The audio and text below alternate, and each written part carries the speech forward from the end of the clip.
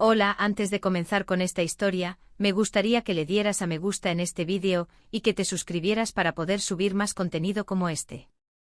Novela. Hermana, en esta vida yo soy la reina. Episodio 477, El regreso de León III. Si el rey decidiera deshacerse de Isabella, no importaría si Isabella recibía muchos regalos o no. León III no era el tipo de persona que pediría que se cuidara a una mujer abandonada por el rey. Quienes pensaban bien del rey asumieron que León III no era tan desvergonzado, y quienes odiaban al rey pensaron que a León III no le importaba lo que le pasara a la amante que había abandonado, pero de todos modos, la conclusión era la misma. Las damas que solo habían enviado regalos a Ariadne rumiaban su ansiedad. ¿Será posible que la condesa Contarini tenga una cicatriz terrible en la cara, y que no siga viviendo con una mujer con cicatrices? Ese hombre no haría tal cosa. ¿Y si no está tan herida como dicen los que la vieron? De hecho, la anciana marquesa de Montefeltro, que había enviado regalos a ambas partes, sonrió triunfalmente detrás de su abanico. Era la tranquilidad que da la experiencia. ¿Por qué su majestad no dice nada? Alguien preguntó. Si los regalos se concentraban en el palacio del príncipe en esta medida, el aposento de Isabella estaría vacío y el palacio del príncipe, además del aposento de Ariadne, estaría en un caos por falta de espacio incluso en el almacén, por lo que era extraño que la parte del rey no dijera nada. León III no era en absoluto un hombre de gran corazón que simplemente se quedara mirando esa situación. Pensé que el palacio se pondría patas arriba ese mismo día. ¿Verdad? Si la iban a echar, ¿no debería haber salido ya un edicto? Nos darán tiempo para empacar. La marquesa de Cepinelli, llena de arrogancia, abrió la boca. En realidad, la marquesa de Cepinelli susurró en secreto. Su Majestad ha abandonado el palacio. Oh, Dios mío. ¿En serio? ¿A dónde fue?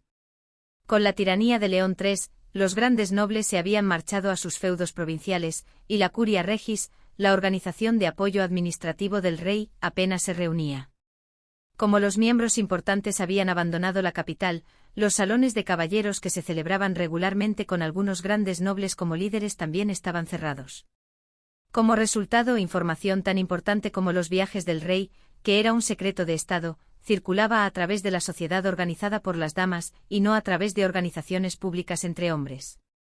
Algunas damas que habían estado sufriendo por el desprecio de sus maridos, aprovecharon esta situación como una oportunidad para alzar la voz en casa. Dicen que se fue de caza al bosque de Orte. La marquesa de Cepinelli, que aún conservaba la mitad de su cerebro, no dijo que el rey se había ido a tomar baños termales por su salud. La salud del rey era realmente un secreto de Estado. Pero todas las personas presentes eran damas con una perspicacia que llegaba hasta el cielo. Alguien preguntó con agudeza. ¿Con este tiempo? La marquesa de Cepinelli, que ni siquiera sabía que había cometido un error, solo se encogió de hombros. Alguien la defendió, quizás subestimando a la tonta. Quizás quería cazar zorros en invierno. Alguien cercano a la marquesa de Cepinelli cambió de tema. Entonces, ¿la decisión sobre la condesa Contarini se tomará cuando su majestad regrese? Así es. Los ojos de varias damas temblaron con inquietud. Dios mío, entonces la condesa podría sobrevivir. ¿No se pondrá todo patas arriba diciendo que no dejará en paz a los que enviaron regalos al palacio del príncipe? Ya conocen el temperamento de la condesa Contarini. Isabella había crecido en la sociedad de San Carlo desde pequeña. Su formidable carácter era conocido no solo por sus compañeros, sino también por las madres y tías de esos compañeros, y después de que Isabella se hiciera famosa por varias cosas, también por los amigos de sus amigos. Además, las damas reunidas aquí también conocían el carácter de León III. El temperamento del rey, que era muy influenciable y caprichoso. ¿Debería enviarle algo a la condesa Contarini ahora mismo? Ah. Pero la duquesa viuda Rubina envió un regalo al palacio del príncipe, así que no puedo decir aquí que le enviaré algo a la condesa Contarini. Pero si no hago nada, su majestad el rey podría realmente armar un escándalo. Debido al error de la marquesa de Cepinelli, muchas de las damas nobles reunidas hoy decidieron enviar regalos también al aposento de Isabella.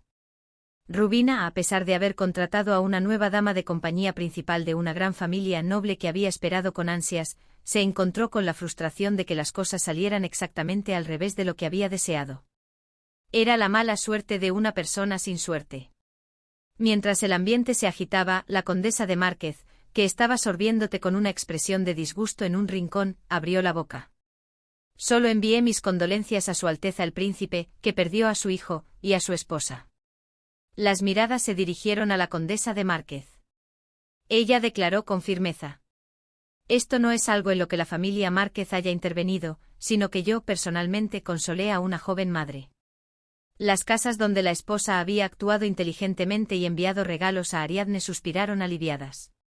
Por el contrario, las casas que habían enviado regalos a nombre del marido o de la familia palidecieron. Si Su Majestad fuera mínimamente justo, no la perjudicaría por mucho que se quejara esa amante. Era una advertencia para que no enviaran regalos a alguien como Isabella. Sin embargo, la única creencia en la que podían confiar era que Su Majestad sería mínimamente justo, y esa frase hizo que a las damas les corriera un sudor frío por la espalda. Eso no era un gran apoyo.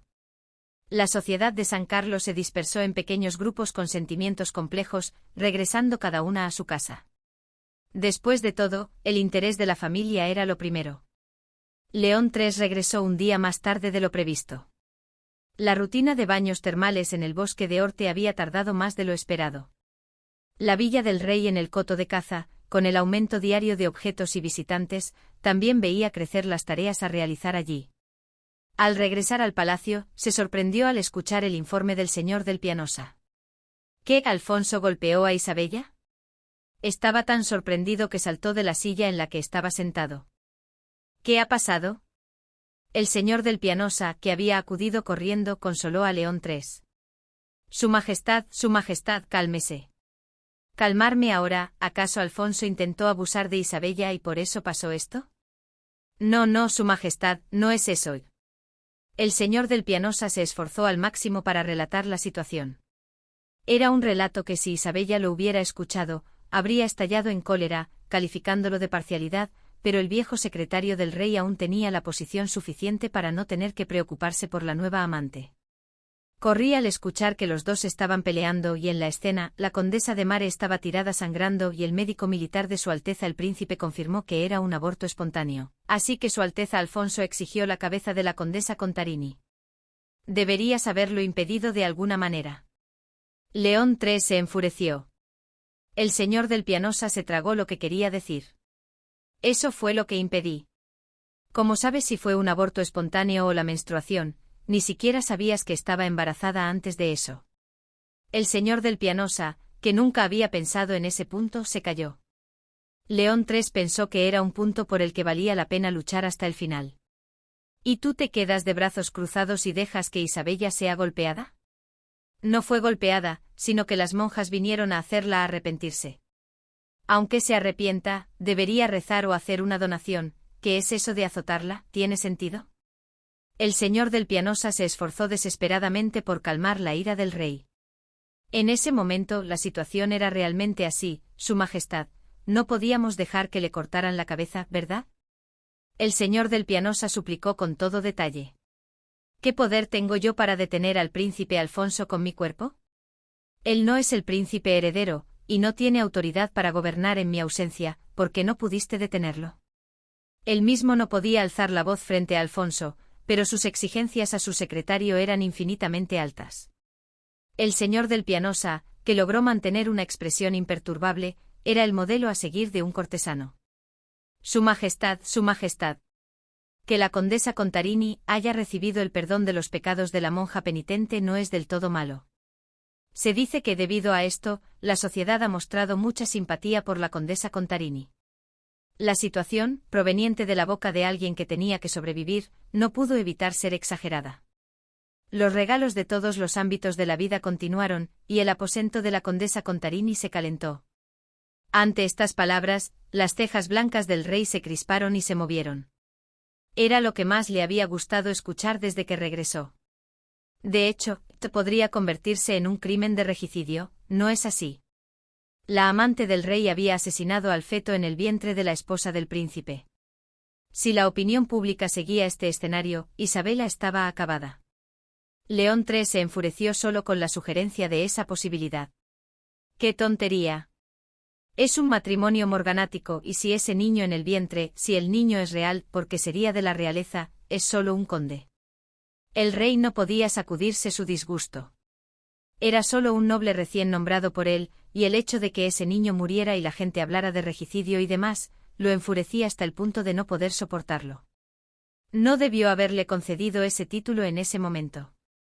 Debió haberlo degradado a conde de un solo ascenso. No, no puedo confiar solo en tus palabras. León 3 levantó la mano. Rubina, que traigan a Rubina.